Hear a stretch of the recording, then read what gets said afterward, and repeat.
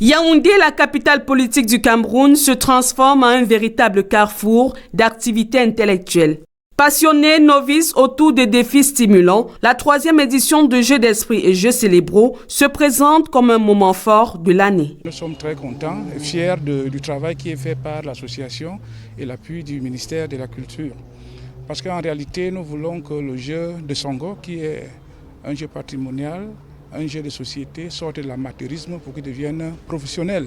Véritable défi intellectuel, patience et créativité animent les 20 équipes réunies au musée national, venues de Maroua, Bamenda, Bertoua, Douala et Yaoundé. Après 3 jours de rivalité, les 10 clubs engagés dans la compétition jeu de dames et les 10 autres investis au Songo se mesurent dans des défis mentaux pour trouver les clés de la victoire. Quand le promoteur a invité les clubs de Douala, nous avons dit que c'était une de nos bennes pour que nous venons aussi montrer notre savoir-faire.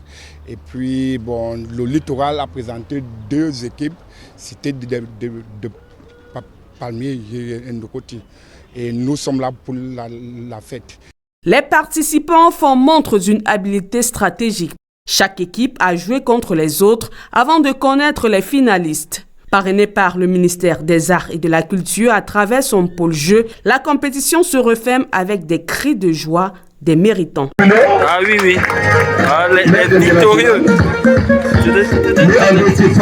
C'est la première fois que nous l'organisons au Musée national. Et comme vous le savez, c'est un lieu emblématique. La première particularité, c'est le lieu.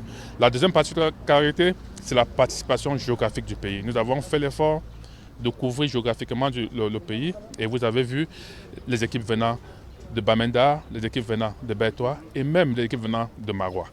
Les clubs du centre, à savoir Damier Club de Ngouaikele, Damier Club d'Éleveurs et Damier Club Vogada, remportent haut la main cette compétition. La 3e édition rentre officiellement dans l'enceinte du musée national. C'est déjà le premier signe, c'est la reconnaissance du travail abattu par les promoteurs. Et ensuite, l'association bénéficie de toutes les infrastructures du ministère des Arts et de la Culture, de toute la logistique nécessaire.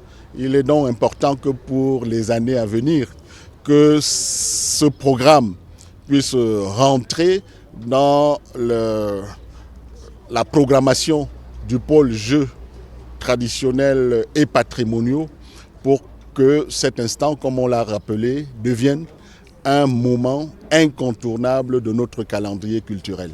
La 3e édition de Jeux d'esprit et Jeux célébraux se referme avec une note positive. Le ministère des Arts et de la Culture intègre désormais cette compétition dans son chronogramme d'activité.